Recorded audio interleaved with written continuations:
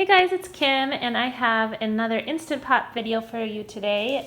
I am making a tater tot egg bake. Tater tot or hash brown egg bake is my last minute throw something together, whatever we have in the fridge, because I didn't plan for dinner.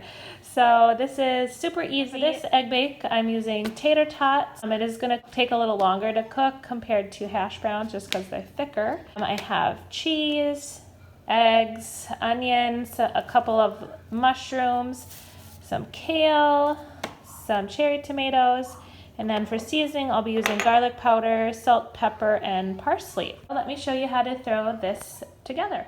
So first I start by cracking 6 eggs into the bowl. One of mine was apparently a twin, so it looks like 7 eggs. And then you add a cup of milk. I was out of milk, so I used a big heaping scoop of plain yogurt, and this works out just fine. If you don't have milk, you can omit the dairy, use a dairy substitute, or use yogurt. Next, I add 1 teaspoon of garlic powder, a half a teaspoon of salt, and a 1/4 teaspoon of pepper. I forgot to add the parsley, but you could also add a half teaspoon of parsley or whatever other type of seasoning you like. Next, I add 1 cup of cheese, and then I just stir to combine the cheese and the seasoning into the eggs really well. And now I'm adding about 1 cup of chopped mushrooms and tomatoes, followed by 3/4 of a cup of chopped kale.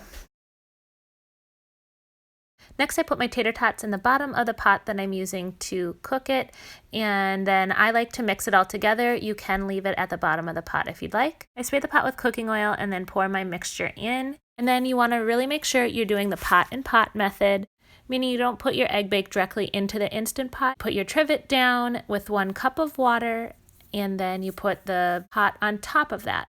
That prevents any burning at the bottom of your Instant Pot. So finally, you want to put on the lid, set it to sealing, and put it on manual 25 minutes and make sure it's on high pressure.